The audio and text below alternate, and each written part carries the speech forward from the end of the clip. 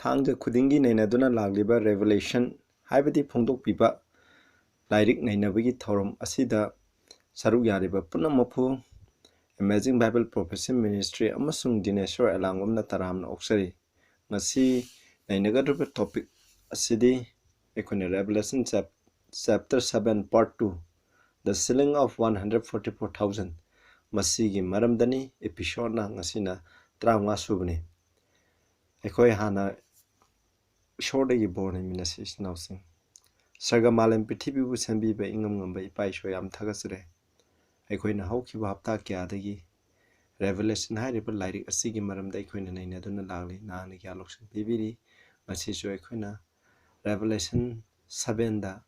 144,000 ꯁꯤꯜ ꯇꯧꯕ ꯑꯁꯤꯒꯤ ꯃꯔꯝꯗ ꯑꯩꯈꯣꯏ ꯅꯩꯅꯔꯤ. ꯃꯈꯥ ꯇꯥꯅ ꯅꯩꯅꯕ ꯑꯁꯤꯗ ꯅꯍꯥꯛꯅ ꯕꯣꯔ ꯄꯤꯅꯕꯤꯌꯨ. ꯑꯩꯈꯣꯏꯁꯨ 144,000ꯒꯤ ꯃꯅꯨꯡꯗ ꯆꯟꯕ ꯉꯝꯕ ꯑꯣꯏꯍꯟꯕꯤꯌꯨ. ꯇꯥꯔꯤꯕ ꯈꯨꯗꯤꯡꯃꯛꯇ ꯅꯍꯥꯛꯅ ꯕꯣꯔ ꯄꯤꯅꯕꯤꯌꯨ. ꯑꯩꯅ ꯉꯥꯡꯕ ꯈꯨꯗꯤꯡꯃꯛ ꯅꯍꯥꯛꯀꯤ ꯑꯅꯤꯡꯕꯒꯤ ꯑꯣꯏꯍꯟꯕꯤꯌꯨ. ꯑꯩꯉꯣꯟꯗ ꯂꯩꯔꯤꯕ ꯅꯥꯄꯟ ꯐꯠꯇꯕ ꯋꯥꯈꯜ ꯄꯨꯝꯅꯃꯛ ꯅꯍꯥꯛꯅ ꯁꯦꯡꯗꯣꯛꯄꯤꯌꯨ. ꯅꯍꯥꯛꯅ ꯅꯍꯥꯛꯀꯤ ꯑꯆꯨꯝꯕ ꯑꯗꯨꯒꯤꯗꯃꯛ ꯑꯩꯕꯨ ꯅꯍꯥꯛꯅ ꯁꯤꯖꯤꯟꯅꯕꯤꯌꯨ. ꯍꯧꯕꯗꯒꯤ ꯂꯣꯏ ꯐꯥꯎꯕ ꯅꯍꯥꯛꯅ ꯆꯤꯡꯕꯤꯌꯨ. ꯄ꯭ꯔꯚꯨ ꯖꯤꯁꯨ ꯈ꯭ꯔꯤꯁꯇꯒꯤ ꯃꯤꯡꯗ ꯈꯨꯔꯨꯝꯖꯔꯤ. ꯑꯃꯦꯟ. ꯑꯩꯈꯣꯏꯅ ꯃꯃꯥꯡꯗ ꯔꯦꯚꯦꯂꯦꯁꯟ 7ꯒꯤ ꯑꯩꯈꯣꯏꯅ ꯄꯥꯔꯠ 1ꯗ 144,000 ꯑꯁꯦ ꯑꯩꯈꯣꯏꯅ ꯏꯖꯔꯦꯜꯒꯤ ꯇ꯭ꯔꯥꯏꯕ 19 ꯑꯗꯨꯗꯒꯤ ꯁꯤꯜ ꯇꯧꯕꯅꯤ ꯍꯥꯏꯅ ꯑꯩꯈꯣꯏꯅ ꯅꯩꯅꯈ꯭ꯔꯦ. ꯑꯗꯨ ꯍꯥꯏꯔꯤꯕ ꯏꯖꯔꯦꯜ ꯑꯁꯦ ꯀꯅꯥꯅꯣ? ꯏꯁꯣꯔꯒꯤ ꯃꯤꯁꯤꯡꯅꯤ. ꯄ꯭ꯔꯚꯨ ꯖꯤꯁꯨ ꯈ꯭ꯔꯤꯁꯇꯗ ꯊꯥꯖꯈ꯭ꯔꯕ ꯈꯨꯗꯤꯡꯃꯛ ꯏꯖꯔꯦꯜꯅꯤ. ꯑꯩꯈꯣꯏꯁꯨ ꯏꯖꯔꯦꯜꯒꯤ ꯃꯅꯨꯡ ꯆꯟꯒꯅꯤ ꯍꯥꯏꯕꯁꯤꯅꯤ. ꯍꯧꯖꯤꯛꯅ ꯑꯩꯈꯣꯏꯅ ꯅꯩꯅꯒꯗꯧꯔꯤꯕꯁꯤꯅ ꯃꯈꯥ ꯇꯥꯅ ꯅꯩꯅꯃꯤꯟꯅꯁꯤ. 144,000 ꯍꯥꯏꯔꯤꯕ ꯃꯁꯤꯡ ꯑꯁꯦ ꯁꯤꯝꯕꯣꯂꯤꯛ ꯑꯣꯏꯕ꯭ꯔꯥ ꯅꯠꯇ꯭ꯔꯒ ꯂꯤꯇꯔꯦꯜ ꯑꯣꯏꯕ꯭ꯔꯥ? ꯃꯁꯤ 144,000 ꯑꯦꯛꯖꯦꯛ ꯑꯣꯏꯕ꯭ꯔꯥ ꯅꯠꯇ꯭ꯔꯒ ꯃꯁꯤ ꯁꯤꯝꯕꯣꯂꯤꯛ ꯑꯣꯏꯅ ꯃꯁꯤꯗꯒꯤ ꯍꯦꯟꯕ ꯃꯁꯤꯡꯂꯥ ꯍꯥꯏꯕ ꯑꯁꯤꯒꯤ ꯃꯔꯝꯗ ꯑꯩꯈꯣꯏ ꯆꯤꯡꯊꯃꯤꯟꯅꯔꯁꯤ. ꯑꯗꯨꯕꯨ ꯀꯅꯥꯒꯨꯝꯕ ꯃꯤ ꯑꯌꯥꯝꯕꯅ ꯄꯥꯁꯇꯔꯁꯤꯡ ꯑꯣꯏꯔꯁꯨ ꯑꯌꯥꯝꯕꯁꯤꯡꯅ ꯃꯁꯤ ꯁꯤꯝꯕꯣꯂꯤꯛꯅꯤ ꯍꯥꯏꯅ ꯑꯌꯥꯝꯕꯅ ꯂꯧꯅꯩ. ꯑꯗꯨꯒ ꯈꯔ ꯑꯃꯅ ꯃꯁꯤ ꯂꯤꯇꯔꯦꯜꯅꯤ ꯍꯥꯏꯅ ꯍꯥꯏ. ꯃꯗꯨ ꯀꯌꯥꯝ ꯆꯨꯝꯕ꯭ꯔꯥ ꯍꯥꯏꯕꯗꯨ ꯑꯩꯈꯣꯏꯅ ꯕꯥꯏꯕꯜꯗ ꯑꯩꯈꯣꯏꯅ ꯁꯤꯟꯅꯁꯤ. ꯑꯗꯨꯅ ꯕꯥꯏꯕꯜꯒꯤ ꯄ꯭ꯔꯣꯐꯦꯁꯤꯗ ꯃꯔꯨꯑꯣꯏꯅ ꯗꯥꯅꯤꯌꯦꯜ ꯑꯃꯁꯨꯡ ꯔꯦꯚꯦꯂꯦꯁꯟ ꯍꯥꯏꯔꯤꯕ ꯂꯥꯏꯔꯤꯛ ꯑꯅꯤ ꯑꯁꯤꯗ ꯅꯝꯕꯔꯁ ꯍꯥꯏꯕꯁꯦ ꯑꯩꯈꯣꯏ ꯀꯃꯥꯏꯅ ꯃꯁꯤ ꯁꯤꯟꯅꯕ꯭ꯔꯥ ꯍꯥꯏꯕꯁꯦ ꯃꯁꯤ ꯑꯩꯈꯣꯏꯅ ꯌꯦꯡꯁꯤ. ꯍꯥꯏꯔꯤꯕ ꯃꯁꯤꯗ ꯁꯤꯟꯅꯕꯒꯤ ꯃꯑꯣꯡ ꯑꯗꯨ ꯂꯧꯔꯒ ꯑꯩꯈꯣꯏꯅ ꯃꯁꯤꯒꯤ ꯅꯝꯕꯔ ꯍꯥꯏꯕꯗꯤ 144,000ꯁꯦ ꯁꯤꯝꯕꯣꯂꯤꯛꯅꯤ ꯂꯤꯇꯔꯦꯜꯅꯤ ꯍꯥꯏꯁꯦ ꯑꯩꯈꯣꯏꯅ ꯂꯦꯞꯀꯅꯤ. ꯑꯩꯈꯣꯏ ꯌꯦꯡꯁꯤ. ꯑꯩꯈꯣꯏꯅ ꯗꯥꯅꯤꯌꯦꯜꯗ ꯑꯩꯈꯣꯏꯅ ꯃꯃꯥꯡꯗꯁꯨ ꯅꯩꯅꯈ꯭ꯔꯦ. ꯗꯥꯅꯤꯌꯦꯜ ꯆꯦꯞꯇꯔ 2ꯗ ꯃꯥꯒꯤ ꯁꯤꯝꯕꯣꯜ ꯃꯌꯥꯝ ꯄꯤꯔꯦ. ꯑꯗꯨꯕꯨ ꯑꯍꯥꯟꯕ ꯑꯩꯈꯣꯏꯒꯤ ꯅꯣꯡꯁꯥ ꯃꯥꯟꯕ ꯁꯥ ꯑꯗꯣ ꯃꯍꯥꯛꯀꯤ ꯃꯁꯥ ꯑꯅꯤ ꯄꯥꯜꯂꯤ ꯍꯥꯏ. ꯏꯆꯤꯟꯅꯥꯎꯁꯥ ꯃꯁꯥ ꯑꯅꯤ ꯄꯥꯜꯂꯤ. ꯑꯩꯈꯣꯏꯅ ꯃꯁꯥꯁꯦ ꯃꯥꯒꯤ ꯁꯤꯝꯕꯣꯂꯤꯛ ꯑꯣꯏꯕ ꯃꯁꯥ ꯋꯤꯡꯁ ꯍꯥꯏꯕꯁꯦ ꯃꯁꯤ ꯁꯤꯝꯕꯣꯂꯤꯛꯅꯤ. ꯃꯥꯒꯤ ꯃꯤꯅꯤꯡꯅ ꯁ꯭ꯄꯤꯠꯅꯤ. ꯑꯗꯨꯕꯨ ꯑꯅꯤ ꯍꯥꯏꯕꯁꯦ ꯃꯉꯣꯟꯗ ꯄꯥꯜꯂꯤꯕ ꯑꯅꯤ ꯍꯥꯏꯕꯁꯦ ꯃꯁꯤ ꯁꯤꯝꯕꯣꯂꯤꯛ ꯑꯣꯏꯗꯦ. ꯃꯔꯝꯗꯤ ꯃꯉꯣꯟꯗ ꯑꯅꯤꯈꯛ ꯄꯥꯜꯂꯤ. ꯑꯅꯤꯗꯒꯤ ꯍꯦꯟꯕ ꯅꯠꯇ꯭ꯔꯒ ꯃꯗꯨ ꯗꯤꯅꯣꯠ ꯇꯧꯗꯦ. ꯑꯅꯤ ꯑꯁꯤꯅ ꯑꯅꯤ ꯑꯦꯛꯖꯦꯛꯄꯨ ꯑꯩꯈꯣꯏꯅ ꯐꯣꯡꯗꯣꯛꯏ. ꯑꯗꯨꯒ ꯑꯃꯨꯛ ꯀꯕꯣꯀꯩ ꯃꯥꯟꯕ ꯁꯥ ꯑꯁꯤꯁꯨ ꯃꯍꯥꯛꯀꯤ ꯃꯁꯥ 4 ꯄꯥꯜꯂꯝꯃꯤ. ꯃꯀꯣꯛ 9 ꯄꯥꯜꯂꯝꯃꯤ. ꯑꯗꯨꯕꯨ ꯃꯁꯥꯁꯨ ꯃꯀꯣꯛꯁꯨ ꯁꯤꯝꯕꯣꯂꯤꯛ ꯑꯣꯏ. ꯃꯀꯣꯛ ꯍꯥꯏꯕꯁꯤꯅ ꯑꯩꯈꯣꯏꯅ ꯂꯤꯗꯔꯅꯤ. ꯃꯗꯨꯗꯤ ꯌꯥꯝ ꯆꯠꯂꯒꯨꯝꯁꯤ ꯏꯆꯤꯟꯅꯥꯎꯁꯥ. ꯅꯠꯇ꯭ꯔꯒꯗꯤ ꯑꯁꯨꯃꯥꯏꯅ ꯁꯨꯝ ꯑꯦꯛꯁꯄ꯭ꯂꯦꯟ ꯇꯧꯗꯨꯅ ꯆꯠꯈ꯭ꯔꯒꯗꯤ ꯃꯇꯝꯁꯦ ꯌꯥꯝꯅ ꯃꯥꯡꯈꯤꯕ ꯌꯥꯏ. ꯑꯗꯨꯅ ꯋꯤꯡꯁ ꯍꯥꯏꯕꯁꯤꯁꯨ ꯁꯤꯝꯕꯣꯂꯤꯛꯅꯤ. ꯑꯗꯨꯕꯨ ꯃꯁꯥ 4 ꯍꯥꯏꯕꯗꯣ ꯑꯦꯛꯖꯦꯛ ꯅꯝꯕꯔ 4 ꯍꯥꯏꯕꯁꯤ ꯑꯦꯛꯖꯦꯛ ꯄꯥꯜꯂꯦ. ꯃꯁꯤ ꯁꯤꯝꯕꯣꯂꯤꯛ ꯑꯣꯏꯗꯦ. ꯂꯤꯇꯔꯦꯜ ꯑꯣꯏ. ꯑꯗꯨꯒ ꯍꯦꯠ ꯍꯥꯏꯕꯁꯤꯁꯨ ꯃꯀꯣꯛ 4 ꯈꯛ ꯄꯥꯜꯂꯤ. ꯍꯥꯏꯕꯗꯤ ꯑꯩꯈꯣꯏꯅ ꯑꯂꯦꯛꯖꯦꯟꯗꯔꯒꯤ ꯂꯩꯕꯥꯛꯁꯦ ꯑꯩꯈꯣꯏꯅ ꯃꯥꯒꯤ ꯖꯦꯅꯔꯦꯜ 4ꯒꯤ ꯃꯇꯨꯡ ꯏꯟꯅ ꯈꯥꯏꯗꯣꯛꯏ. ꯑꯦꯛꯖꯦꯛ ꯑꯣꯏ. ꯑꯗꯨꯒ 4ꯁꯨꯕ ꯌꯥꯝꯅ ꯇꯝꯊꯤꯕ ꯁꯥ ꯑꯁꯦ ꯃꯍꯥꯛꯀꯤ ꯃꯆꯤ 10 ꯄꯥꯜꯂꯤ. ꯑꯗꯨꯒ ꯍꯣꯔꯟ ꯍꯥꯏꯕꯁꯦ ꯃꯁꯤꯅ ꯁꯤꯝꯕꯣꯂꯤꯛꯅꯤ. ꯍꯥꯏꯕꯗꯤ ꯅꯤꯡꯊꯧ ꯂꯩꯕꯥꯛ ꯑꯃꯕꯨ ꯈꯪꯅꯩ. ꯑꯗꯨꯕꯨ ꯃꯁꯤꯗ 10 ꯍꯥꯏꯕꯁꯤ 10 ꯍꯥꯏꯕꯁꯤ ꯃꯁꯤ ꯂꯤꯇꯔꯦꯜ ꯑꯣꯏ. ꯁꯤꯝꯕꯣꯂꯤꯛ ꯑꯣꯏꯗꯦ. 10 ꯍꯥꯏꯔꯒ ꯃꯌꯥꯝ ꯑꯃꯕꯨ ꯈꯪꯅꯕ ꯍꯥꯏꯕꯗꯨ ꯑꯣꯏꯗꯦ. ꯃꯁꯤ ꯑꯦꯛꯖꯦꯛ ꯑꯣꯏ. ꯃꯁꯤ ꯑꯃ ꯂꯩꯔꯦ. ꯑꯩꯅ ꯁꯝꯂꯞꯅ ꯍꯥꯏꯖꯕꯅꯤ ꯏꯆꯤꯟꯅꯥꯎꯁꯤꯡ. ꯑꯗꯨ ꯅꯠꯇꯕ ꯑꯇꯩꯁꯨ ꯌꯥꯝ ꯂꯩꯔꯤ. ꯑꯗꯨꯕꯨ ꯑꯩ ꯌꯥꯝ ꯂꯧꯈꯠꯂꯔꯣꯏꯒꯦ. ꯅꯈꯣꯏꯅ ꯑꯇꯩꯁꯨ ꯁꯨꯝ ꯌꯦꯡꯕꯤꯌꯨ. ꯑꯗꯨꯒ ꯔꯦꯚꯦꯂꯦꯁꯟꯗ ꯑꯃꯨꯛ ꯑꯩꯈꯣꯏꯅ ꯌꯦꯡꯕ ꯃꯇꯝꯗ ꯔꯦꯚꯦꯂꯦꯁꯟ 1ꯗ ꯑꯩꯈꯣꯏꯅ 7 ꯀꯦꯟꯗꯜ ꯁ꯭ꯇꯤꯛ ꯍꯥꯏ. ꯀꯦꯟꯗꯜ ꯁ꯭ꯇꯤꯛꯁꯦ ꯁꯤꯝꯕꯣꯜꯅꯤ. ꯀꯅꯥꯒꯤ? ꯆꯔꯆꯀꯤ ꯁꯤꯝꯕꯣꯜ ꯑꯣꯏ. ꯑꯗꯨꯕꯨ ꯃꯥꯒꯤ ꯃꯈꯣꯡ 7 ꯍꯥꯏꯕꯁꯤꯗꯤ ꯑꯦꯛꯖꯦꯛ 7ꯅꯤ. ꯑꯗꯨꯒ 7 ꯆꯔꯆ ꯍꯥꯏꯔꯁꯨ 7 ꯆꯔꯆ ꯑꯁꯦ ꯁꯤꯝꯕꯣꯂꯤꯛ ꯑꯣꯏ. ꯑꯗꯨꯕꯨ ꯆꯔꯆ ꯍꯥꯏꯕꯁꯤꯗꯤ ꯃꯥꯒꯤ ꯄꯦꯔꯣꯗꯥꯏꯖ ꯅꯝꯕꯔ 7 ꯍꯥꯏꯕꯁꯤꯗꯤ 7 ꯑꯦꯛꯖꯦꯛ ꯑꯣꯏꯕ. ꯃꯁꯤꯗꯒꯤ ꯍꯦꯟꯕ ꯍꯥꯏꯕꯗꯨ ꯑꯣꯏꯗꯦ ꯑꯃꯨꯛ ꯑꯩꯈꯣꯏ ꯌꯦꯡꯁꯤ ꯔꯦꯚꯦꯂꯦꯁꯟ 12ꯇ ꯑꯃꯨꯛ ꯑꯩꯈꯣꯏ ꯆꯠꯁꯦ 12ꯇ ꯆꯠꯄ ꯃꯇꯝꯗ ꯗ꯭ꯔꯦꯒꯣꯟ ꯆꯤꯡꯂꯥꯏ ꯑꯃ ꯂꯩꯔꯝꯃꯤ ꯃꯍꯥꯛꯀꯤ ꯃꯀꯣꯛ 8 ꯃꯁꯤ 10 ꯄꯥꯜꯂꯦ ꯑꯗꯨꯕꯨ ꯃꯍꯥꯛꯀꯤ ꯃꯀꯣꯛ ꯑꯁꯦ ꯁꯤꯝꯕꯣꯂꯤꯛꯅꯤ ꯍꯣꯔꯟ ꯍꯥꯏꯁꯨ ꯁꯤꯝꯕꯣꯂꯤꯛꯅꯤ ꯑꯗꯨꯒ ꯃꯥꯒꯤ ꯃꯀꯣꯛ 8 ꯑꯁꯦ ꯑꯦꯛꯖꯦꯛ 8ꯅꯤ ꯑꯗꯨꯒ ꯃꯁꯤ 10 ꯍꯥꯏꯁꯦ ꯑꯦꯛꯖꯦꯛ 10ꯅꯤ ꯃꯁꯤ 10ꯁꯤꯅ ꯑꯇꯣꯞꯄ ꯃꯌꯥꯝ ꯈꯪꯅꯕ ꯍꯥꯏꯕꯗꯨ ꯂꯩꯇꯦ ꯑꯗꯨꯒ ꯔꯦꯚꯦꯂꯦꯁꯟ ꯑꯗꯨꯒ 12 ꯁ꯭ꯇꯥꯔ ꯉꯁꯥꯏꯒꯤ ꯅꯨꯄꯤ ꯑꯩꯈꯣꯏꯒꯤ ꯑꯁꯦꯡꯕꯤ ꯅꯨꯄꯤ ꯑꯗꯨꯒꯤ ꯃꯍꯥꯛꯀꯤ ꯃꯔꯥꯏꯕꯛꯇ ꯃꯥꯒꯤ ꯀꯣꯌꯦꯠꯇ ꯍꯥꯏꯕ ꯇꯥꯔꯦ ꯀꯣꯌꯦꯠꯇ 12 ꯁ꯭ꯇꯥꯔ ꯂꯩ ꯑꯗꯨꯒ ꯁ꯭ꯇꯥꯔ ꯍꯥꯏꯕꯁꯤꯅ ꯁꯤꯝꯕꯣꯜꯅꯤ ꯀꯅꯥꯒꯤ ꯑꯄꯣꯁꯇꯜ ꯑꯗꯨꯕꯨ 12 ꯍꯥꯏꯕꯁꯤꯗꯤ ꯑꯦꯛꯖꯦꯛ 12ꯅꯦꯕ ꯂꯤꯇꯔꯦꯜꯅꯦꯕ ꯃꯥꯁꯦ ꯍꯥꯏꯗꯤ प्रभु जीशु ख्रिस्टꯒꯤ ꯁꯦꯕꯣꯛ 23 ꯂꯩ 23 ꯇꯨꯃꯛ ꯃꯁꯤꯕꯨ ꯑꯩꯈꯣꯏꯅ ꯐꯣꯡꯗꯣꯛꯑꯦ ꯑꯗꯨꯒ ꯔꯦꯚꯦꯂꯦꯁꯟ 16ꯗ 7 ꯄ꯭ꯂꯦꯛꯁ ꯍꯥꯏꯔꯁꯤ ꯑꯩꯈꯣꯏꯅ 7 ꯄ꯭ꯂꯦꯛ ꯍꯥꯏꯕꯁꯤꯗ ꯄ꯭ꯂꯦꯛꯁꯦ 7ꯅꯦꯕ 7 ꯄ꯭ꯂꯦꯛꯁ ꯍꯥꯏꯕꯁꯦ 7 ꯍꯥꯏꯕꯁꯦ ꯂꯤꯇꯔꯦꯜ ꯑꯣꯏ ꯄ꯭ꯂꯦꯛ ꯍꯥꯏꯕꯁꯤꯅ ꯁꯤꯝꯕꯣꯂꯤꯛ ꯑꯃꯨꯛ ꯑꯣꯏꯌꯦꯕ ꯃꯁꯤ ꯑꯩꯈꯣꯏꯅ ꯀꯥꯎꯒꯨꯝꯁꯤ ꯑꯗꯨꯒ ꯔꯦꯚꯦꯂꯦꯁꯟ ꯑꯗꯨꯒ 22 21 22ꯗ ꯑꯩꯈꯣꯏꯅ ꯄꯥꯕ ꯃꯇꯝꯗ ꯅ꯭ꯌꯨ ꯖꯦꯔꯨꯁꯥꯂꯦꯝꯒꯤ ꯒꯦꯠ 12 ꯒꯦꯠꯁ ꯂꯩ ꯀꯣ ꯃꯁꯤ 12 ꯍꯥꯏꯕꯁꯦ ꯃꯁꯤꯁꯤꯅꯁꯦ exact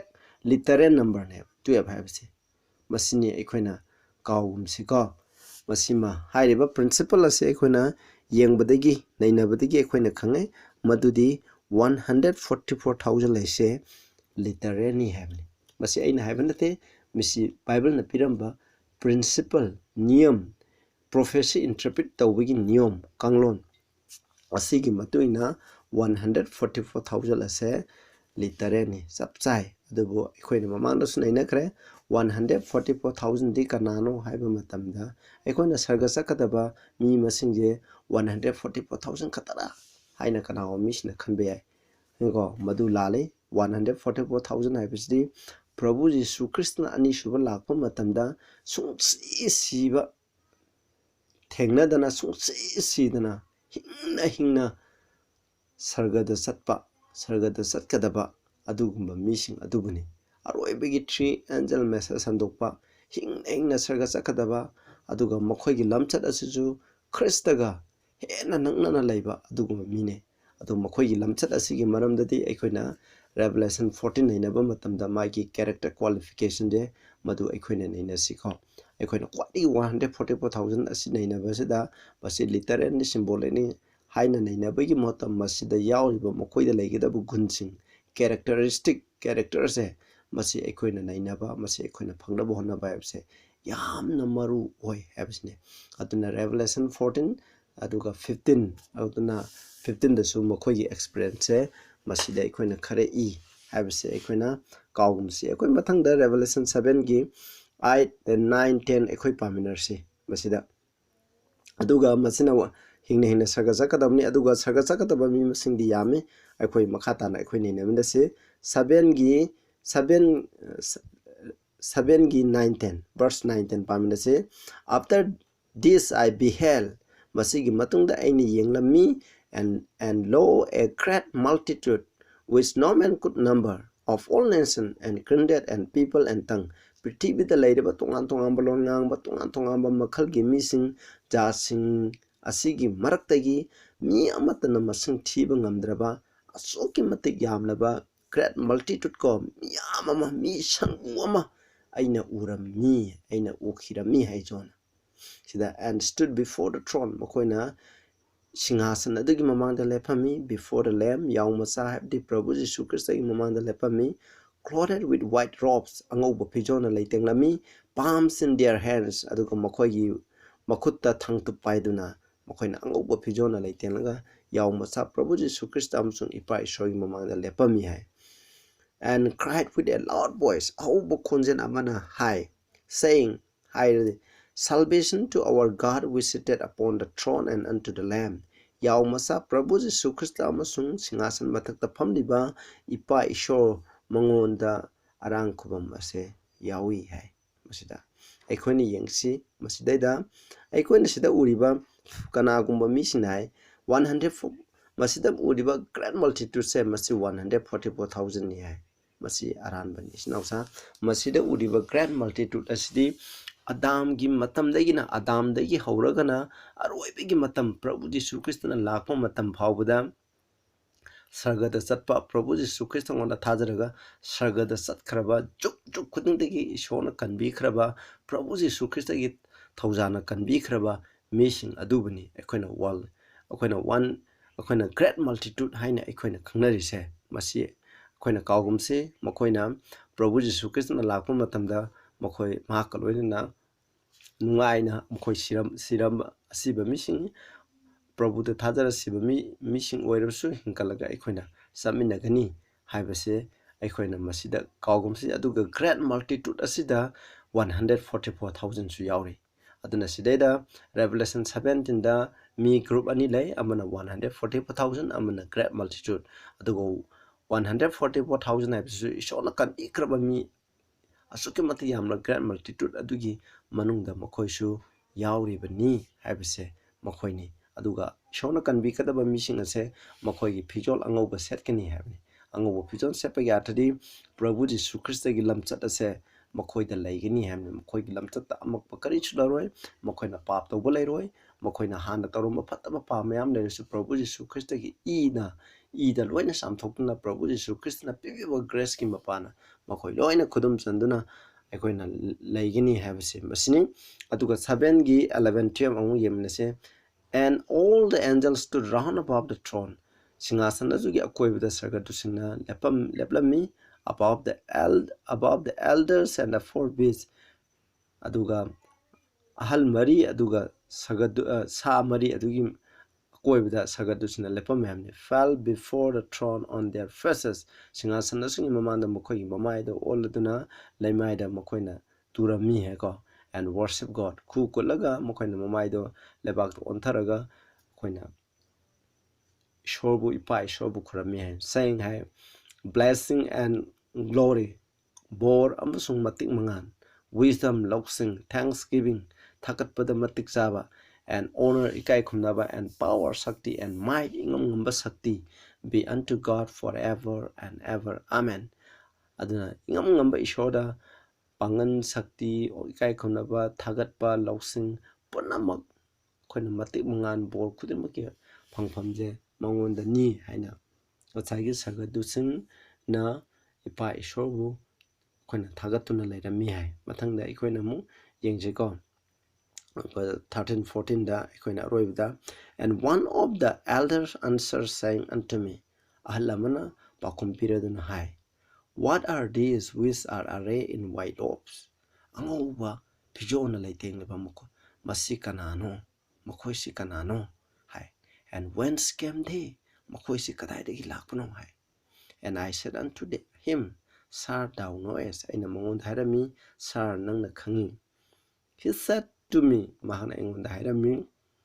these are they which came out of great tribulation achauba tribulation atudagi lakraba makoi aduni ko have washed their robes makoi gi pijom ado samthokre hamni makoi gi pijom ado sudokre makoi da lairamba fattabalam chasajam makai da loina hongdokre hamni and made them white in the blood of the lamb yaw adugi ida mase ngorok ngaringare hamni akhoi gi papu sudokadaba samthokadabadi kanano na Prabhu Jisu Christ gi I khaktana masi sudokpa ngamgadabni ado akhoi masidagi akhoi yangse masida sai elder amana John da hangamani ko mangon John bu hena bap ta ni ngai gidama aduna makoi great multitude asigi marakta ko special or hoi great multitude ase aya loina makoi jango bu pijon sele adubu makoi asigi marakta top hinko ango bu pijon sepa mi kanglup ama makoi na ubda urame haibidi 144,000 na mayam adugi marakta gi pura tongana makoi na ango bu pijon selaga ju mayam degi tongana leibdo urame group oina leibdo urame aduda mana haime makoi cha kadai degi lakno ada hal aduna hairame makoi ja great tribulation degi lakpani hai aduna akoina mu great tribulation je akoina yengsi ko akoina Matthew 24 21 22 da hai ko aduna for then shall be great tribulation such as was not since the beginning of the world to this time prithivi hawbadagi na hairiba matam asi phawba amukta oigidraba yamna awanang chauba awanang ado thokani ham no ever shall be hamne ado 22 da hairiba numising ado awabagi numising ado tension bidragadi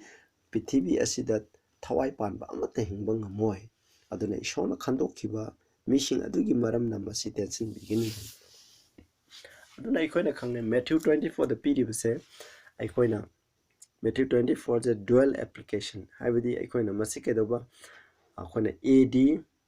masi triple application bu tawe ko ayama misina mase habidi 70 ad da Jerusalem mang takpodo thuye ngo maduga loinana amu masida mu khoina sida great tribulation da piri je awanang habse karen Jerusalem tabu matam ja awanang nai aduga papal supremacy papesina 538 1798 panba matam je Christian Prabhu Jesu Christ bu thajaba mising se asoke mati on ke hat tuki adugi matam adubu su ekhoina great tribulation na haina khangne aduga roiba matamda Matthew 24 asu Prabhu Jesu Christ na ani shuba laktingi mamangda laiba missing experience adubu su khangneba masida ikhoina kawroida base masini ko aduna maroina masigi great tribulation ase 7 last plague adubu ikhoina khane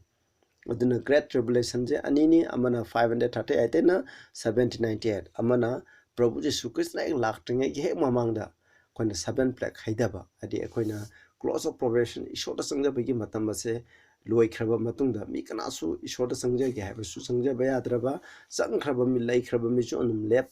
lengdana lairaba adugi matam ase masida hek loibaga 7 plague ase haidagani 7 plague ki matam asebu aikoina Jacob's trouble natraga great time of trouble hairaga su khangnai Jeremiah 30:7 da alas for that day is great heavenly Prabhuna lakpu numina to yamna sawe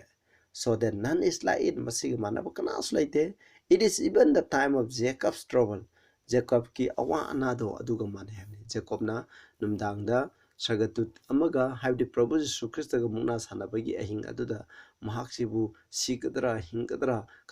kanbiroidra habagi maki awa yamna mongonda sawba polumama mana pap tawgibdo adugi trouble weba adugumbado aduga changtamne hemni he shall be saved but he shall be saved out of it adubo madudagi mahakpu kanbigani hebni aduna aroiba matamdasu ishorgi misina aikoina karigumba koina tawgiba fataba pap kyam lergasu ishora egi papse copy dabra haina makoina yamna wana aduga somda koina misina ikhoibu hatni sabar ngapgi da misina ikhoibu hatningai gi tumningai gi da makoiti thiba matam adugumba matam aduda ikhoi kanbirabra ishona kanbidabra haina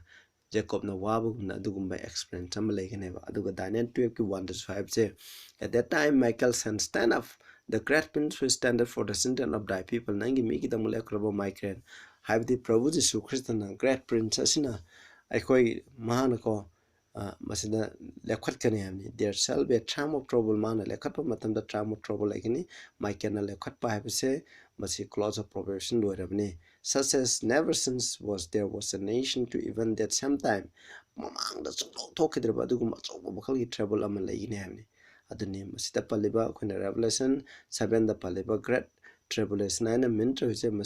masibuni aduna hariba mishing ase karamba matamdagi kalakpano haiba matanda aroiba great tribulation dagi kalakpa madudi kanano 144,000 ni aduga ishona kanbikraba great multitude ase masida great tribulation hoi mokoi awana trial temptation ki amram din oin thengnadaba mi kanasu leite adubu mokoi juk khuding da lairiba mi pung khuding masna great tribulation ase loina thengnai habdi aikhoina yade trial temptation thengnasu Adam Eve makoina great tribulation themnade mokoi de uai sharobugi athemba mayamrum yawe abel harsu abena great tribulation themnade isnausa aduna masina takpadi great tribulation de ki kanbigre haina aikhoina lawbi yadeba the 144,000 jine kona great tribulation de ki kanbibase hoi dark ages ki matamda mi kamrum sigi mokoi su great tribulation de ki kanbibani haiba yai adubu mokoi gi experience ka aikoi gi experience ka mu khaitang tongale ko isnausa aduna sida men tawribade ikhoina maru aina Prabhu Jesu Christna lakti mamangda leikidabdo adugi matamdo aduda haibaneba aduna masida yawribse 144,000 je great multitude ki manungda yawruga lei hebse aikhoina kawgumsi hariba akhoina sida pabadu degisu aduga mathangda aikhoin yengminase amu 15 to 17 masi paraga aikoi loisinminarasing asina and therefore are they before the throne of God marambudana makoi ishorgi singasangi mamangda sabim day and night in his temple magi laisingda ayung nungdang ꯈꯥꯛꯇꯅ ꯏꯁꯣꯔꯕꯨ ꯁꯦꯕꯥ ꯇꯧꯒꯅꯤ he that sitteth on the throne shall dwell among them ꯁꯤꯡꯍꯥꯁꯟ ꯑꯁꯤꯗ ꯐꯝꯂꯤꯕ ꯃꯍꯥꯛꯅ ꯃꯈꯣꯏꯒ ꯂꯩꯃꯤꯟꯅꯒꯅꯤ they shall hunger no more neither thirst anymore ꯃꯈꯣꯏꯅ ꯆꯥꯛꯂꯥꯝꯕ ꯂꯩꯔꯔꯣꯏ ꯈꯧꯔꯥꯡꯕ ꯂꯩꯔꯔꯣꯏ neither shall the sun light on them ꯅꯨꯡꯁꯥ ꯃꯉꯥꯜꯅ ꯃꯈꯣꯏꯗ ꯉꯥꯜꯂꯔꯣꯏ nor any heat ꯃꯩꯁꯥ ꯑꯃꯇꯅ ꯃꯈꯣꯏꯗ ꯄꯤꯔꯔꯣꯏ for ꯃꯔꯝꯗꯤ the lamb which is in the midst of the throne shall feed them ꯑꯗꯨꯒ ꯁꯤꯡꯍꯥꯁꯟ ꯑꯁꯤꯒꯤ ꯃꯔꯛꯇ ꯂꯩꯔꯤꯕ ꯌꯥꯎ ꯃꯆꯥ ꯍꯥꯏꯕꯗꯤ ꯄ꯭ꯔꯚꯨ ꯖꯤꯁꯨ ꯈ꯭ꯔꯤꯁꯇꯅ ꯃꯈꯣꯏꯕꯨ ꯄꯤꯖꯕꯤꯒꯅꯤ shall lead them unto the living fountains of water ꯑꯍꯤꯡꯕꯒꯤ ꯏꯁꯤꯡꯒꯤ ꯏꯐꯨꯠ ꯑꯗꯨꯗ ꯃꯈꯣꯏꯕꯨ ꯆꯤꯡꯕꯤꯒꯅꯤ God shall wipe away all tears from their eyes ꯃꯈꯣꯏꯒꯤ ꯃꯤꯠꯂꯨꯗꯒꯤ ꯏꯁꯣꯔꯅ ꯃꯈꯣꯏꯒꯤ ꯄꯤꯔꯥꯡꯁꯤꯡ ꯇꯩꯊꯣꯛꯄꯤꯒꯅꯤ ꯍꯥꯏꯕꯅꯤ ꯃꯁꯤꯅ ꯑꯔꯣꯏꯕꯗ ꯄꯜꯂꯤꯕꯁꯦ ꯏꯆꯤꯟ ꯏꯅꯥꯎꯁꯤꯡ ꯍꯣꯏ ꯑꯔꯣꯏꯕ ꯃꯤꯄꯨꯝ ꯈꯨꯗꯤꯡꯃꯛ ꯑꯩꯈꯣꯏ ꯏꯁꯣꯔꯅ ꯀꯟꯕꯤꯈ꯭ꯔꯕ ꯈꯨꯗꯤꯡꯃꯛ ꯑꯩꯈꯣꯏꯅ ꯑꯔꯣꯏꯕ ꯃꯇꯝꯗ ꯑꯩꯈꯣꯏꯒꯤ ꯃꯔꯨꯞ ꯃꯄꯥꯡꯁꯤ ꯑꯩꯈꯣꯏꯒꯤ ꯅꯨꯡꯁꯤꯔꯕ ꯏꯆꯥ ꯏꯁꯨ ꯅꯠꯇ꯭ꯔꯒ ꯑꯩꯈꯣꯏꯒꯤ ꯏꯃꯥ ꯏꯄꯥ ꯂꯩꯔꯤꯕ ꯃꯌꯥꯝꯁꯤꯡꯁꯦ ꯑꯩꯈꯣꯏꯅ ꯁꯔꯒ ꯆꯠꯂꯒ ꯃꯈꯣꯏꯅ ꯆꯠꯇꯕ ꯃꯇꯝꯗ ꯑꯩꯈꯣꯏꯅ ꯇꯦꯡꯊꯥꯅ ꯑꯣꯏ ꯂꯩꯒꯅꯤ ꯑꯗꯨꯕꯨ ꯍꯥꯏꯔꯤꯕ ꯃꯇꯝꯗ ꯏꯁꯣꯔꯅ ꯑꯩꯈꯣꯏꯒꯤ ꯃꯤꯠꯂꯨꯗꯒꯤ ꯄꯤꯔꯥꯡ ꯑꯗꯨ ꯇꯩꯊꯣꯛꯄꯤꯒꯅꯤ ꯍꯥꯏꯕꯅꯤ ꯑꯗꯨꯒꯤ ꯃꯇꯨꯡꯗꯒꯤ ꯑꯋꯥꯕ ꯀꯣꯂꯨꯝ ꯈꯨꯗꯤꯡꯃꯛ ꯀꯣꯛꯂꯒꯅꯤ ꯍꯥꯏꯕꯅꯤ ꯃꯁꯤꯅ ꯍꯥꯏꯕꯗꯤ ꯑꯩꯈꯣꯏꯅ ꯏꯁꯣꯔꯒꯤ ꯅꯤꯡꯊꯧ ꯂꯩꯕꯥꯛꯇ ꯑꯩꯈꯣꯏ ꯈꯟ ꯇꯥꯔꯒꯗꯤ ꯑꯩꯈꯣꯏ ꯄ꯭ꯔꯚꯨ ꯖꯤꯁꯨ ꯈ꯭ꯔꯤꯁꯇꯒ ꯂꯨꯍꯣꯡꯕ ꯅꯥꯏꯗꯅ ꯑꯩꯈꯣꯏꯅ ꯂꯩꯃꯤꯟꯅꯒꯅꯤ ꯍꯥꯏꯕꯁꯦ ꯃꯁꯤꯅꯤ ꯏꯆꯤꯟꯅꯥꯎꯁꯥ ꯑꯗꯨꯅ ꯑꯩꯈꯣꯏ ꯀꯔꯤꯁꯨ ꯀꯤꯅꯤꯡꯉꯥꯏ ꯂꯩꯇꯦ ꯄ꯭ꯔꯚꯨ ꯖꯤꯁꯨ ꯈ꯭ꯔꯤꯁꯇ ꯊꯥꯖꯕ ꯃꯤꯄꯨꯝ ꯈꯨꯗꯤꯡꯃꯛ ꯏꯁꯣꯔꯅ ꯂꯣꯏꯅ ꯀꯟꯕꯤꯅꯕ ꯊꯧꯔꯥꯡ ꯇꯧꯏ ꯏꯁꯣꯔꯅ ꯃꯤꯄꯨꯝ ꯈꯨꯗꯤꯡꯃꯛꯄꯨ ꯈꯪꯉꯤ ꯑꯗꯨꯅ ꯃꯔꯝ ꯑꯣꯏꯗꯅ ꯀ꯭ꯔꯣꯁꯇ ꯄ꯭ꯔꯚꯨ ꯖꯤꯁꯨ ꯈ꯭ꯔꯤꯁꯇꯒ ꯂꯣꯏꯅꯅ ꯄꯥꯡ ꯇꯤꯟꯃꯤꯟꯅꯕ ꯌꯦꯠ ꯊꯪꯕꯗ ꯂꯩꯕ ꯍꯨꯔꯥꯟꯕꯗꯣ ꯏꯁꯣꯔꯅ ꯀꯟꯕꯤꯔꯤꯁꯤꯅꯤ ꯑꯗꯨꯅ ꯑꯩꯈꯣꯏꯅ ꯀꯔꯤꯁꯨ ꯀꯧꯅꯤꯡꯉꯥꯏ ꯂꯩꯇꯦ ꯏꯁꯣꯔꯅ ꯀꯟꯈ꯭ꯔꯕ ꯃꯤꯗꯤ ꯃꯁꯤꯡ ꯌꯥꯝꯗꯦ 144,000 ꯍꯥꯏꯕꯒꯤ ꯋꯥꯈꯜꯁꯦ ꯂꯩꯒꯨꯝꯖꯩ ꯃꯁꯤ ꯁ꯭ꯄꯦꯁꯦꯜ ꯄꯤꯄꯜ ꯏꯆꯤꯟꯅꯥꯎꯁꯥ ꯃꯁꯤꯒꯤ ꯃꯅꯨꯡꯗ ꯑꯩꯈꯣꯏ ꯌꯥꯎꯕ ꯌꯥꯏ ꯑꯗꯨꯒ ꯃꯁꯤꯒꯤ ꯃꯅꯨꯡꯃꯛ ꯌꯥꯎꯗ꯭ꯔꯒꯁꯨ ꯏꯁꯣꯔꯅ ꯀꯟꯕꯤꯈ꯭ꯔꯕ ꯃꯤꯁꯤꯡ ꯑꯗꯨꯒꯤ ꯃꯅꯨꯡꯗ ꯑꯩꯈꯣই ꯌꯥꯎꯕ ꯌꯥꯏ ꯍꯥꯏꯕꯁꯦ ꯑꯩꯈꯣꯏꯅ ꯃꯇꯝ ꯈꯨꯗꯤꯡꯗ ꯀꯥꯎꯒꯨꯝꯁꯤ ꯄ꯭ꯔꯚꯨꯅ ꯀ꯭ꯔꯣꯁꯇ ꯁꯤꯕꯤꯈꯤꯕꯁꯦ ꯅꯪ ꯑꯩꯒꯤꯗꯃꯛꯇꯅꯤ ꯃꯍꯥꯛꯅ ꯑꯔꯦꯝꯕꯗ ꯁꯤꯈꯤꯕ ꯅꯠꯇꯦ ꯅꯪ ꯑꯩꯕꯨ ꯄꯥꯞꯇꯒꯤ ꯀꯟꯅꯤꯡꯉꯥꯏꯒꯤꯗꯃꯛ ꯑꯩꯈꯣꯏꯒꯤ ꯄꯥꯞ ꯃꯈꯩ ꯃꯍꯥꯛꯀꯤ ꯃꯃꯜ ꯌꯥꯝꯂꯕ ꯏꯅ ꯆꯥꯝꯊꯣꯛꯄꯤꯗꯨꯅ ꯑꯩꯈꯣꯏ ꯀꯣꯛꯄꯤꯗꯨꯅ ꯑꯩꯈꯣꯏ ꯄ꯭ꯔꯚꯨ ꯖꯤꯁꯨ ꯈ꯭ꯔꯤꯁꯇꯒ ꯅꯨꯡꯉꯥꯏꯅ ꯁꯔꯒꯗ ꯂꯩꯅꯤꯡꯉꯥꯏꯒꯤꯗꯃꯛ ꯄ꯭ꯔꯚꯨ ꯖꯤꯁꯨ ꯈ꯭ꯔꯤꯁꯇꯅ ꯁꯤꯕꯤꯈꯤꯕꯅꯤ ꯍꯧꯖꯤꯛꯁꯨ ꯃꯍꯥꯛꯅ ꯑꯩꯈꯣꯏꯒꯤꯗꯃꯛ ꯏꯄꯥ ꯏꯁꯣꯔꯒꯤ ꯃꯃꯥꯡꯗ ꯂꯦꯞꯇꯨꯅ ꯑꯩꯈꯣꯏꯒꯤꯗꯃꯛ ꯍꯥꯏꯖꯕꯒꯤ ꯊꯕꯛ ꯑꯁꯤ ꯇꯧꯔꯦ ꯑꯩꯈꯣꯏꯅ ꯄꯥꯞ ꯐꯅ ꯇꯧꯔꯝꯕ ꯐꯠꯇꯕ ꯄꯥꯞ ꯀꯌꯥ ꯇꯧꯔꯝꯕ ꯂꯩꯔꯁꯨ ꯏꯆꯤꯟꯅꯥꯎꯁꯤꯡ ꯉꯁꯤꯃꯛ ꯑꯩꯈꯣꯏ ꯄ꯭ꯔꯚꯨ ꯖꯤꯁꯨ ꯈ꯭ꯔꯤꯁꯇꯉꯣꯟꯗ ꯄꯤꯁꯜꯂꯁꯦ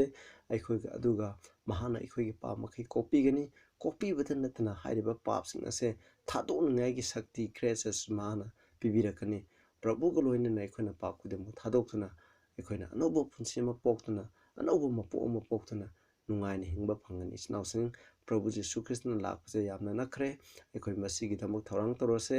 ꯇꯥꯏꯕꯪꯄꯥꯟꯗ ꯑꯩꯈꯣꯏ ꯂꯨꯞꯇꯅ ꯂꯩꯔꯒꯨꯝꯁꯤ ꯑꯩꯈꯣꯏꯅ ꯇꯥꯏꯕꯪꯄꯥꯟꯒ ꯇꯧꯅꯔꯤꯕ ꯆꯠꯅꯔꯤꯕ ꯂꯝꯆꯠ ꯁꯥꯖꯠ ꯐꯠꯇꯕꯁꯤꯡ ꯑꯗꯨꯒ ꯇꯥꯏꯕꯪꯄꯥꯟꯗ ꯇꯧꯅꯔꯤꯕ ꯄꯥꯞꯁꯤꯡ ꯑꯁꯦ ꯑꯩꯈꯣꯏ ꯂꯣꯏꯅ ꯊꯥꯗꯣꯛꯂꯁꯦ ꯑꯗꯨꯒ ꯅꯧꯅ ꯄꯨꯡ ꯍꯣꯡꯗꯨꯅ ꯄ꯭ꯔꯚꯨ ꯖꯤꯁꯨ ꯈ꯭ꯔꯤꯁꯇꯉꯣꯟꯗ ꯆꯪꯖꯔꯁꯦ ꯑꯗꯨꯒ ꯃꯔꯨꯑꯣꯏꯅ ꯑꯩꯈꯣꯏ 144,000ꯒꯤ ꯃꯅꯨꯡꯗ ꯑꯩꯈꯣꯏ ꯌꯥꯎꯅꯤꯡꯉꯥꯏꯒꯤꯗꯃꯛ ꯑꯩꯈꯣꯏ ꯀꯟꯅ ꯍꯣꯠꯅꯁꯦ ꯑꯩꯈꯣꯏ ꯀꯟꯅ ꯄ꯭ꯔꯊꯅꯥ ꯇꯧꯁꯦ ꯍꯥꯏꯅ ꯑꯩꯅ ꯃꯌꯥꯝꯗ ꯑꯥꯄꯤꯜ ꯇꯧꯖꯔꯤ ꯅꯈꯣꯏꯅ ꯃꯁꯤꯒꯤ ꯃꯔꯝꯗ ꯆꯃꯝꯅꯕ ꯀꯌꯥꯃꯔꯨꯝ ꯂꯩꯕ ꯇꯥꯔꯒꯁꯨ ꯑꯩꯉꯣꯟꯗ ꯇꯦꯛꯁ ꯑꯣꯏꯅ ꯀꯃꯦꯟ ꯑꯣꯏꯅ ꯅꯈꯣꯏꯅ ꯄꯤꯕꯤꯔꯛꯎ ꯑꯗꯨꯒ ꯑꯩꯒꯤ ꯌꯨꯇꯨꯕ ꯆꯦꯅꯦꯜ ꯑꯁꯤꯕꯨꯁꯨ ꯃꯌꯥꯝꯗ ꯁꯤꯌꯔ ꯇꯧꯕꯤꯌꯨ ꯏꯆꯤꯟꯅꯥꯎꯁꯤꯡ ꯑꯩꯈꯣꯏꯅ ꯁꯕꯁꯀ꯭ꯔꯥꯏꯕꯔꯁꯤꯡ ꯑꯁꯦ ꯈꯔ ꯍꯦꯟꯒꯠꯅꯕ ꯏꯆꯤꯟꯅꯥꯎꯁꯤꯡ ꯑꯗꯨꯒ ꯑꯩꯈꯣꯏꯒꯤ ꯍꯦꯟꯅ ꯕꯥꯏꯕꯜꯒꯤ ꯑꯣꯏꯕ ꯑꯆꯨꯝꯕꯁꯤꯡ ꯑꯗꯨ ꯑꯩꯅ ꯃꯌꯥꯝꯗ ꯃꯇꯝꯒꯤ ꯃꯇꯨꯡ ꯏꯟꯅ ꯑꯩꯅ ꯑꯗꯨꯝ ꯇꯣꯄꯤꯛ ꯅꯥꯏꯅ ꯑꯩꯅ ꯑꯗꯨꯝ ꯁꯟꯗꯣꯛꯆꯔꯛꯀꯦ ꯃꯁꯤꯗꯁꯨ ꯅꯈꯣꯏꯅ ꯃꯇꯦꯡ ꯄꯤꯕꯤꯌꯨ ꯅꯈꯣꯏꯅ ꯄꯥꯝꯕ ꯇꯣꯄꯤꯛ ꯂꯩꯔꯒꯁꯨ ꯑꯩꯉꯣꯟꯗ ꯑꯗꯨꯝ ꯍꯥꯏꯕꯤꯔꯛꯑꯣ ꯑꯩꯈꯣꯏꯅ ꯁꯦꯝꯂꯒ ꯕꯥꯏꯕꯜꯒꯤ ꯃꯇꯨꯡ ꯏꯟꯅ ꯑꯆꯨꯝꯕꯗꯨ ꯊꯤꯔ ꯆꯠꯃꯤꯟꯅꯁꯦ ꯍꯥꯏꯅ ꯑꯩꯅ ꯃꯌꯥꯝꯗ ꯑꯥꯄꯤꯜ ꯇꯧꯖꯔꯤ ꯇꯥꯔꯤꯕ ꯃꯌꯥꯝ ꯏꯁꯣꯔꯅ ꯕꯣꯔ ꯄꯤꯕ ꯑꯣꯏꯁꯅꯨ ꯄ꯭ꯔꯊꯅꯥ ꯇꯧꯁꯦ ꯁꯔꯒꯗ ꯂꯩꯕ ꯏꯄꯥ ꯌꯥꯝ ꯊꯥꯒꯠꯆꯔꯦ ꯑꯩꯈꯣꯏꯅ 144,000 ꯁꯤꯜ ꯇꯧꯕꯒꯤ ꯃꯔꯝꯗ ꯅꯩꯅꯈ꯭ꯔꯦ ꯑꯩꯈꯣꯏꯅ ꯅꯩꯅꯈ꯭ꯔꯕ ꯑꯁꯤꯅ ꯍꯦꯟꯅ ꯚꯥꯞ ꯇꯥꯍꯟꯕꯤꯌꯨ ꯑꯗꯨꯒ ꯏꯄꯥ ꯑꯩꯈꯣꯏꯁꯨ 144,000 ꯅꯠꯇ꯭ꯔꯒ ꯒ꯭ꯔꯦꯟ ꯃꯜꯇꯤꯇ꯭ꯌꯨꯠ ꯏꯁꯣꯔꯅ ꯀꯟꯕꯤꯈ꯭ꯔꯕ ꯃꯁꯤꯡ ꯊꯤꯉꯝꯗ꯭ꯔꯕ ꯃꯤ ꯀꯌꯥꯃꯔꯨꯝ ꯏꯁꯣꯔꯅ ꯀꯟꯕꯤꯈꯤꯕ ꯃꯈꯣꯏ ꯑꯗꯨꯒꯤ ꯃꯅꯨꯡꯗ ꯑꯩꯈꯣꯏ ꯌꯥꯎꯅꯕ ꯅꯍꯥꯛꯅ ꯕꯣꯔ ꯄꯤꯅꯕꯤꯌꯨ ꯑꯩꯈꯣꯏꯅ ꯇꯧꯈꯤꯕ ꯐꯠꯇꯕ ꯄꯥꯞ ꯈꯨꯗꯤꯡꯃꯛ ꯅꯍꯥꯛꯅ ꯀꯣꯛꯄꯤꯌꯨ ꯑꯩꯈꯣꯏꯅ ꯃꯇꯝ ꯈꯨꯗꯤꯡꯗ ꯄ꯭ꯔꯚꯨꯅ ꯂꯥꯛꯄꯒꯤꯗꯃꯛ ꯊꯧꯔꯥꯡ ꯇꯧꯗꯨꯅ ꯂꯩꯕ ꯉꯝꯍꯟꯕꯤꯌꯨ ꯇꯥꯔꯤꯕ ꯈꯨꯗꯤꯡꯗ ꯃꯄꯥꯟ ꯅꯥꯏꯗꯕ ꯕꯣꯔ ꯄꯤꯅꯕꯤꯌꯨ ꯄ꯭ꯔꯚꯨ ꯖꯤꯁꯨꯒꯤ ꯃꯤꯡꯗ ꯈꯨꯔꯨꯝꯖꯔꯤ ꯑꯥꯃꯦꯟ